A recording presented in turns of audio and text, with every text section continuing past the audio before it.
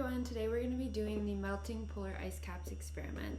All you need is one large container, a smaller container, some water, a ruler,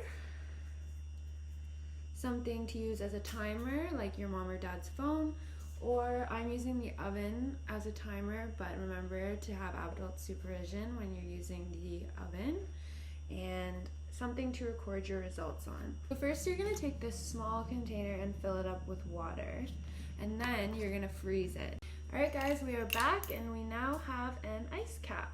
So as you guys can see, I've added the blue water that's going to act as our ocean, and I've also added this white marker with tape at the water line so that you can see how high the water is rising, and this is going to act like our land. You can see how high the water is rising onto land. So now it is time to add our ice cap, and there we go. I'm going to add a little friend here. I'm going to put this guy in the water too, the whale. And make sure this is the point where you're going to first measure, because before the ice cap is in there, the water level will be lower. Now we are just going to wait about 10 minutes. You can also do 20 minutes depending on how fast your ice is melting. As you can see, our ice cap has almost completely melted. This is it right here, just this small piece.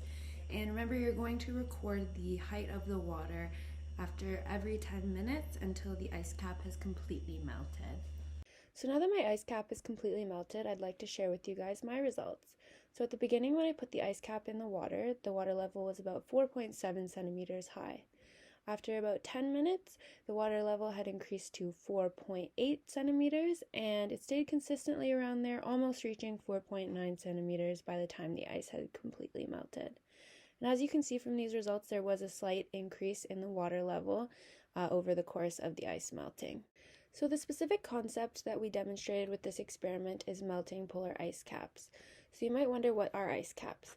Ice caps are large masses of compressed snow and ice that form in cold areas like the Arctic, because during hotter seasons in the Arctic, snow melts, and when a colder season comes, this melted snow freezes and becomes hard ice. And this keeps happening over the seasons and years as more and more snow falls on top, creating ice caps. So why are the ice caps melting? Well, this is because of global warming, which means that the temperature of the Earth is steadily increasing. And this is because of things that us humans with our large population are doing, like releasing greenhouse gases into the air through things like the fuel we burn to move our cars. Greenhouse gases are gases that when they are released into the atmosphere, they trap the heat that the sun is shining onto Earth. This is called the greenhouse effect, and it is making our planet heat up and our polar ice caps melt. Now let's think of some reasons why this is a bad thing. Well, for starters, our friends that live on the ice caps have less room to live on.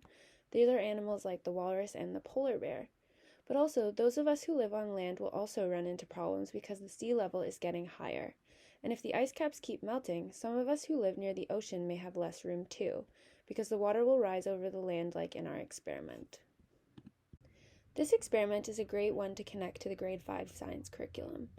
First, in understanding matter and energy, there is a focus on properties of matter and changes in matter.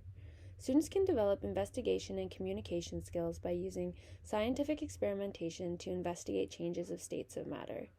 This is demonstrated here by the ice changing from a solid to liquid water as it heats up. They can also observe and understand that ice melting is a change of state involving heat absorption, and they can distinguish between a physical and chemical change. They also get to practice using appropriate science vocabulary like height, properties of matter, and physical changes in a substance. This experiment also relates to the grade 5 Understanding Earth and Space Systems unit, specifically conservation of energy and resources. These students can use this experiment to reflect on the long-term impacts on the environment of human uses of energy like fossil fuels, which are contributing to melting ice caps. To engage students in this activity, I used aesthetic materials like the animal models and the blue dye. This was to model the Arctic habitat, and this is great for kinesthetic and visual learners. But further than this, I would begin the experiment by asking students about what they know about the Arctic, like the climate, the geography, and the types of animals who have adapted to be able to live there. And this would be before showing them the plastic models I was using. I would also give a brief introduction about climate change, what it is, why it is happening, and why humans are responsible, and then ask them ways that they can think of to help the environment.